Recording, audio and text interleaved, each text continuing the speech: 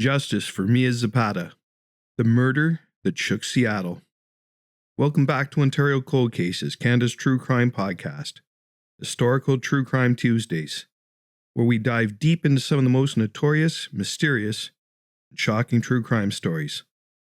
I'm your host, Jay Nickel of Nickel Investigations, and today we'll be exploring a tragic and senseless murder that rocked the music scene in the city of Seattle in the 1990s. The murder of Mia Zapata.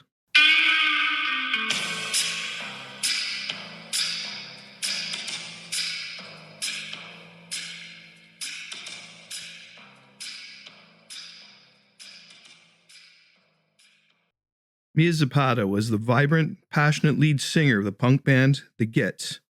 Known for her powerful voice and electric stage presence, Mia and her bandmates were rising stars in the Seattle music scene during the early 90s, a time when the city was emerging as a hotbed for alternative music. But Mia's life was tragically cut short on the night of July 7th, 1993, when she was brutally attacked and murdered. Mia Catherine Zapata was born on August 25th, 1965 in Chicago, Illinois. Mia was raised in Louisville, Kentucky and attended high school at Presentation Academy. Her parents, Richard and Donna, were television executives. Mia had one older brother and one older sister. Mia showed an early talent and interest in music and learned to play the guitar and piano by the age of 9. She was greatly influenced by punk rock as well as jazz, blues, and R&B, citing artists such as Bessie Smith, Billie Holiday, Jimmy Reed, Ray Charles, Hank Williams, and Sam Cooke as her inspiration. In 1984, Mia enrolled as a liberal arts student, Antioch College in Yellow Springs, Ohio. In September 1986, Mia and 3 friends formed their punk rock band, which they named the Gits, with Mia being the singer. The band relocated to Seattle, Washington in 1989 so that they could take part in the flourishing music scene there. Mia found a job at a local bar and the 4 band members moved into an abandoned house that they named the Rat House. The Gits went on to release a series of well-received singles on local independent record labels from 1990 to 1991. While making a name for themselves, the band often played support with their friend's band, 7 Year Bitch, and in 1992, they released their debut studio album, Frenching the Bully. After this, the Gits saw their popularity in the local scene grow, and soon after, they began what would be their second and final album, Enter the Conquering Chicken, which was released in 1993. Mia became popular among the feminist community at the time due to her being a woman in a largely male genre. Many believed the Gits would become the next big thing to emerge from the flourishing Seattle rock scene. The night of the murder. Mia Zapata had spent the evening of July 6, 1993, hanging out with friends in Seattle's Capitol Hill neighborhood, a lively area filled with bars, music venues, and an eclectic mix of artists. By all accounts, it was a typical night in the Seattle scene. Comet Tavern, where Mia had been that evening, was a regular spot for local musicians and creatives to gather. Sometime after midnight, she left the bar to walk back to a friend's apartment, located just a few blocks away. Tragically, she never made it. She left the bar at around midnight and walked a block east of Pike Street to a local rehearsal studio in Seattle's Capitol Hill neighborhood. She had planned to visit her ex-boyfriend there, but when he wasn't in the studio, she changed her plans and decided instead to visit a friend who lived 3 floors up in the same building. At around 2 a.m., Mia left her friend's apartment and told her that she would take a taxi home. She left the main entrance and planned to go to the corner to hail a ride home. Mia didn't drive, so she relied on taxis to get around, and therefore she was familiar with many of the local drivers. This led police to suspect that her killer may have been a taxi driver. Mia was apparently not shy about giving her opinion, which would sometimes get her into trouble. Police thought perhaps it was her lack of fear that made her driver angry and led to her murder. No taxi driver reported picking Mia up that night, though, and as bars were closing around that time, many of her friends were getting taxis and never saw her. There was another scenario. Mia had gone in the opposite directions a friend had asked her to spend the night with them. They lived about 5 blocks away. A man reported hearing a terrifying scream that night. It scared him that badly he went to the window to try and identify what had happened, but he couldn't see the source of the scream. Friends noticed that the Gits demo tape and Mia's personal microphone were at the studio when they dropped by the next day. This was very odd, as Mia always carried those items with her. Mia's body was found near the intersection of 24th Avenue South and South Washington Street at around 3:30 a.m. by a sex worker laying face up in an almost Christ-like pose, with her arms stretched out from her sides and her ankles crossed. She'd been beaten, strangled, and raped. She's thought to have come into contact with her killer at around 2:15 a.m. The murder scene was 2 miles from the studio and 3 miles from the street where the man had heard the scream. The area was known for drug deals and prostitution.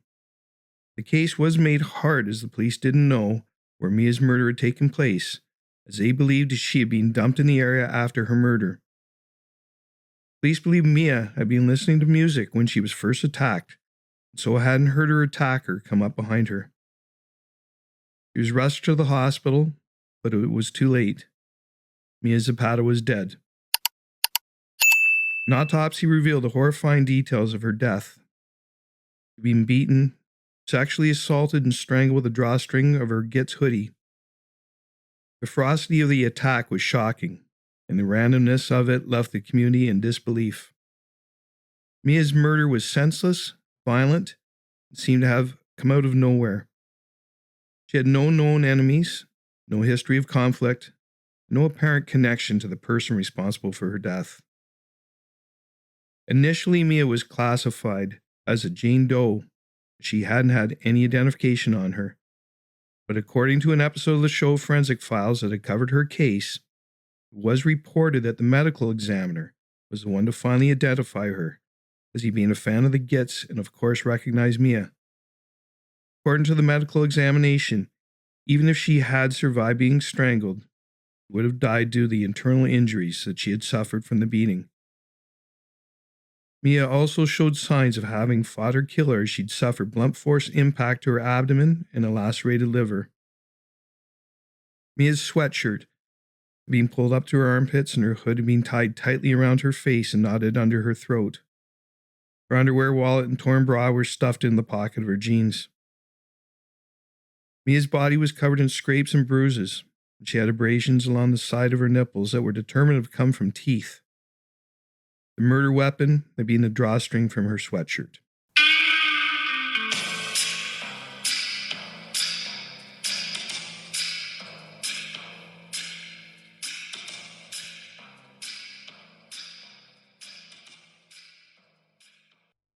A community in mourning. The murder sent shockwaves through the Seattle music scene. It wasn't just any victim. This was Mia, a beloved figure whose talent and personality won her a place in the hearts of so many. Her friends, bandmates, and fellow musicians were devastated. Seattle, which was at the time enjoying its rise to fame as the epicenter of grunge and alternative rock, was stunned that someone as promising and cherished as Mia could be taken so violently and without reason. Mia's bandmates from the Gits, along with many other musicians in the community, quickly rallied to keep her memory alive and to help fund the investigation.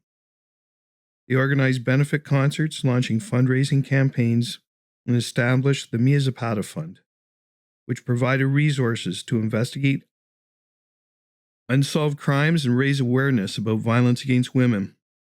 Among those who participated were some of the biggest names in Seattle's music scene, including Nirvana and Pearl Jam, showing how deeply Mia's death had affected the entire community. Mia Zapata was an extraordinary human being. She was a beloved friend, gifted songwriter, musician, visual artist, and performer. We prefer to remember her friendship, talent, humor, and the incredible art and music she left to the world. It was a quote by Andy Kessler, Matt Dresner, and Steve Moriarty of the Gits. Frustrating investigation. For years, the investigation into Mia's murder stalled. the Seattle Police Department had very little evidence to work with. There were no eyewitnesses, no clear motive, and the killer left behind few clues. Even though DNA evidence had been collected from Mia's body, the technology of the early 90s wasn't advanced enough to provide meaningful leads. The investigators interviewed dozens of people, from Mia's friends to potential suspects, but nothing seemed to point toward a clear answer. As the years passed, the frustration grew. Friends and family were left with no closure, and the case seemed to grow colder with each passing day. Investigators were dedicated but limited by the forensic tools available at the time. Still, the case remained open, and hope lingered that one day new technology or a stroke of luck would provide answers. The investigation was slow-moving. Despite intense efforts by both the police and Mia's friends to find answers, years passed without any major breakthroughs. Her bandmates and friends in the music scene were devastated. In response to Mia's murder, they launched self-defense classes for women and organized benefits to raise money for a private investigator. The band Nirvana and other artists even contributed to Mia's cause, hoping that somehow someone could find the person responsible for her death. Up next, a DNA breakthrough and the case reopens.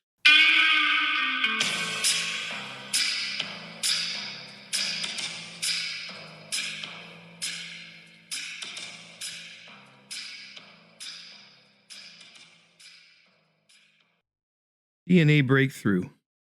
The case reopens. The big break in the case didn't come until almost a decade later, thanks to advancements in DNA technology. In the early 2000s, cold cases across the country were being revisited using new forensic methods. In 2001, investigators decided to re-examine the DNA samples taken from Mia's body, hoping that modern techniques could reveal something new. The results were a match.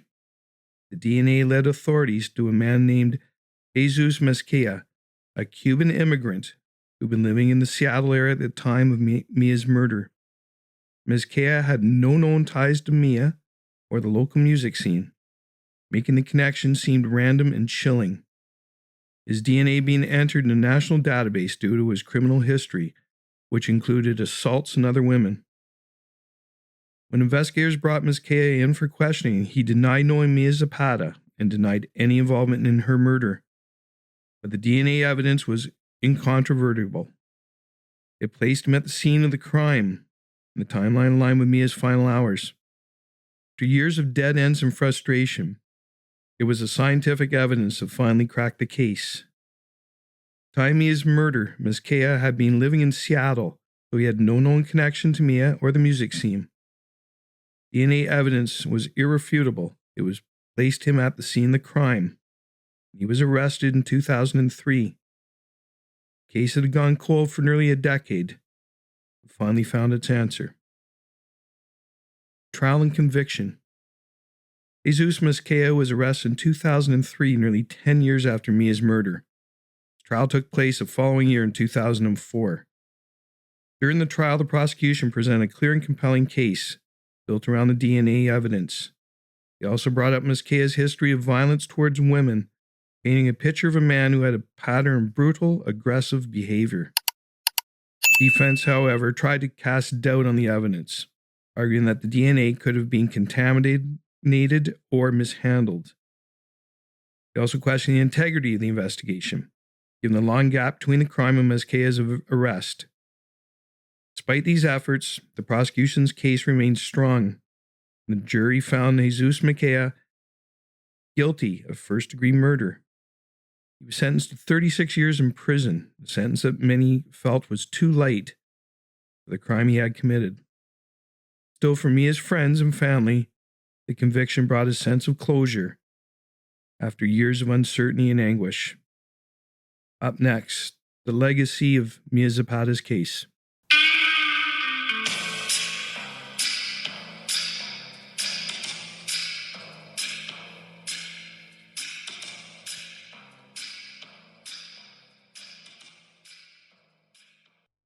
Legacy of Mia Zapata's case.